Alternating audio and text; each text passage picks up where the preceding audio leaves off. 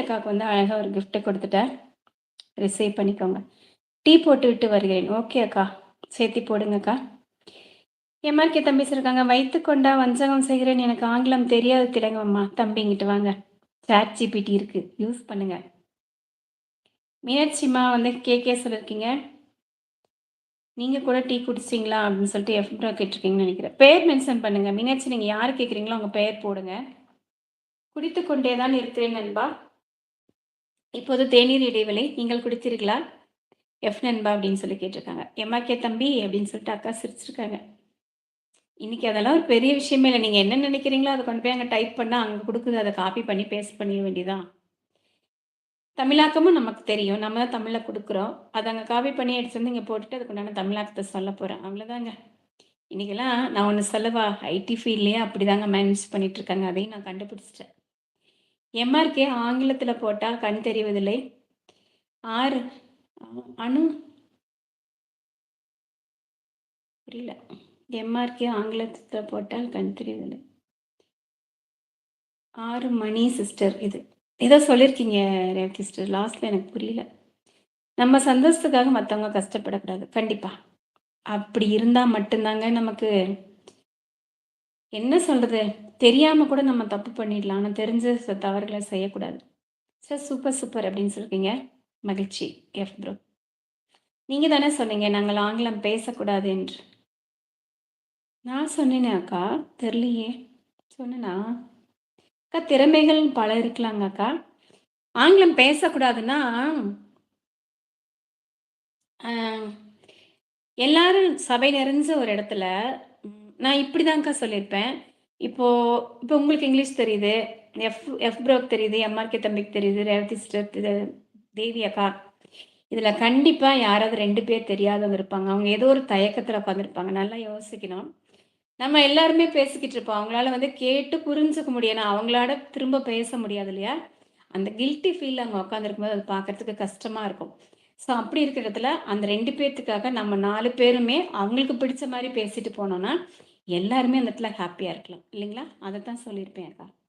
சிறிய எழுத்தாக வருவதால் ஆங்கிலத்தில் பதிவிட மாட்டேன். இப்படியும் கூறிக்கொள்ளலாம். ஆஹா சூப்பர். அப்படின்னா சிஸ்டர் லைவே போடக்கூடாது. அதான் மன உளைச்சல் கொடுக்குது. எஃப் ப்ரோ இதை தான் சொல்கிறாங்க. எல்லாருமே வீட்டில் அப்போஸ் பண்ணுறாங்க. இப்போ வர வர வர வர நிறைய பை சைடில் வந்து அடிக்கடி வந்து சிக்னஸ் வந்து ட்ரீட்மெண்ட் போயிட்டு இருக்கிறதுனால நிறைய வீடுகளை லைவ் வந்து குவிட் பண்ண சொல்லியிருக்காங்க. அதான் பிரச்சனையே. ஏன்னா நம்ம ஒரு ஃப்ளோவில் நம்ம பாட்டிக்கு போயிட்டு இருக்கோம். வர்றவங்களும் அதே மாதிரி இப்போ நீங்கள் எல்லாரும் எப்படி பண்ணுறீங்களோ அதே மாதிரி அவங்களும் பிஹேவ் பண்ணால் ஓகே.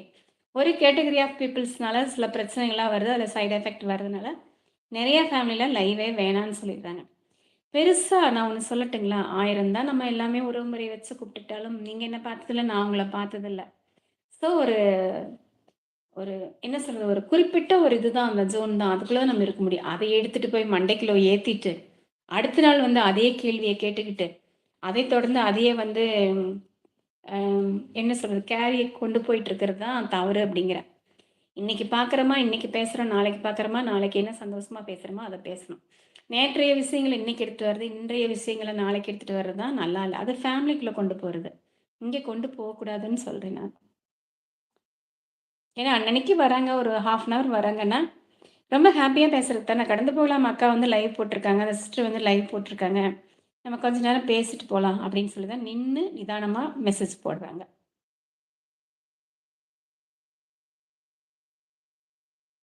பாய் மீனாட்சி, போய் வாங்க. மிக்க மகிழ்ச்சி.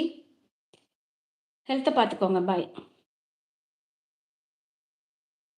தேநீருக்கு இடைவெளியா எம்ஆர்கே? உங்களுக்கு இடைவெளி இல்லையா அப்படின்னு கேட்டிருக்காங்க. போச்சு. ரேவதி சிஸ்டர், மீனாட்சி சிஸ்டர் நான் பாய் தான் அப்படின்னு சொல்லியிருக்காங்க எஃப் ப்ரோ. சொல்லுங்க மீனாட்சி, கூப்பிட்ருக்கீங்க. நான் மண்ணுக்கும் விண்ணுக்கும் பாலம் செய் புரியல. நம் மண்ணுக்கும் விண்ணுக்கும் பாலம் செய்க, நலம் பெற வேண்டும் என்றால் நம் நன்மை செய்க, நம் பூமி மேலே புது பார்வை கொள்க, நம் இயற்கை மேல் இன்னும் இச்சை கொள்க. சூப்பராக இருக்குல்ல? அருமை.